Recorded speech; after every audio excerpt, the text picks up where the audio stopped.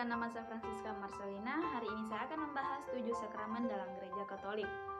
Sakramen dalam Gereja Katolik bisa disebut sebagai pusat ajaran agama. Kata sakramen bukan hanya ditemukan dalam karya tokoh-tokoh Gereja Katolik seperti Tertullianus, tapi juga dalam berbagai dokumen kanonik gereja. Hal ini menandakan bahwa sakramen adalah bagian sentral dari ajaran dan doktrin umat Katolik. Dalam Katekismus Gereja Katolik, sakramen dipahami sebagai tanda kehadiran Allah dalam hidup manusia, atau tanda rahmat Allah yang berkhasiat, dilembagakan oleh Kristus dan dipercayakan kepada gereja, yang karenanya kehidupan ilahi diberikan. Adapun 7 sakramen dalam Gereja Katolik, yang pertama ada sakramen baptis. Ini adalah sakramen yang menjadi dasar kehidupan sakramental tiap umat Katolik dalam rencana penyelamatan Allah. Pembaptisan amat sangat penting. Di Perjanjian Baru, Yesus melakukan banyak sekali peristiwa yang menjadi pralambang sakramen baptis ini. Pembaptisan lewat air menjadi salah satu tema umum yang berulang kali muncul dalam kitab suci, baik itu di Perjanjian Lama dan Perjanjian Baru. Yang kedua, ada sakramen Krisma. Sakramen Krisma bertujuan untuk menguatkan dan meneguhkan meterai Roh Kudus yang telah diberikan kepada umat Katolik secara pembaptisan.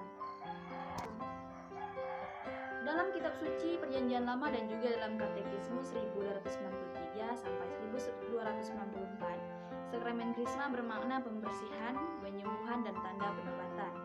Sementara dalam kitab suci Perjanjian Baru, Santo Petrus mengatakan bahwa Yesus dari Nazaret diurapi pada waktu ia dibaptis di Sungai Yordan. Yang ketiga, ada sakramen Ekaristi. Ekaristi merupakan sumber dan puncak dari seluruh kehidupan umat Kristiani. Dalam Ekaristi, kurban Yesus disalib akan dihadirkan. Kurban Yesus adalah puncak dari segala bentuk keselamatan dan juga sejarah penyelamatan. Kurban-kurban binatang, seperti misalnya dalam kurban Paskah berupa anak domba, hanya melambangkan kurban yang paling utama, yaitu Yesus sendiri yang adalah anak domba Allah. Yang keempat, ada sakramen tobat dan rekonsiliasi. Sakramen ini pada dasarnya termasuk dalam kategori sakramen penyembuhan, dalam pengertian yang lebih spesifik sebagai penyembuhan iman dan rohani. Dengan asumsi, setiap umat Katolik dan umat manusia umumnya perlu dibersihkan dari dosa-dosa yang dilakukan sehari-hari, dengan sadar ataupun tanpa sadar. Dengan demikian, setiap orang yang sudah dibaptis lalu melakukan dosa kembali, maka perlu bertobat atau menerima sakramen tobat. Yang kelima, ada sakramen pengurapan orang sakit. Sejak manusia pertama jatuh ke dalam dosa di Taman Eden, penderitaan dan penyakit menjadi salah satu pengalaman universal yang wajib dialami oleh setiap manusia. Yesus memandang penyembuhan jiwa dan raganya sebagai kesatuan atau bagian dari keutusannya sebagai Mesias, anak Allah yang hidup. Dalam perjalanannya, Yesus juga telah mengampuni banyak orang, menyembuhkan orang sakit, memutahirkan orang kusta, menyembuhkan yang lumpuh, dan lain sebagainya. Yang keenam, ada sakramen tahbisan atau imamat. Dalam sejarah keselamatan, umat Kristiani selalu mempunyai imam-imam sebagai perantara Allah dan umatnya.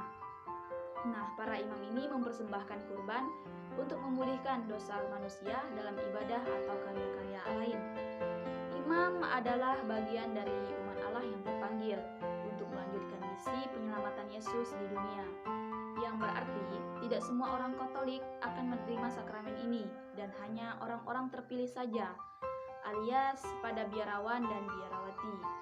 Pemberi sakramen ini hanya boleh dilakukan oleh uskup sebagai wakil paus. Dan yang terakhir, ada sakramen perkawinan.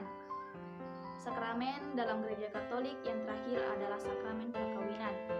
Panggilan sakramen perkawinan merupakan panggilan bagi pria dan wanita supaya dalam hubungan perkawinan dan kekeluargaan mereka meneladani kasih Allah yang khas, yaitu kasih yang mutlak, tak pernah terputus, rela berkorban dan membaktikan hidupnya untuk keluarganya.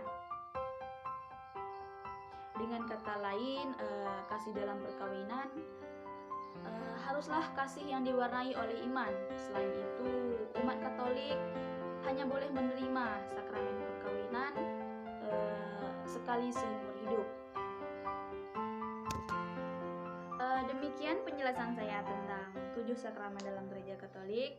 Semoga dengan penjelasan saya ini bisa lebih menambah wawasan kepada kita semua untuk lebih mengenal dan lebih mengetahui apa saja 7 sakramen yang ada dalam Gereja Katolik beserta fungsi dan tujuannya masing-masing.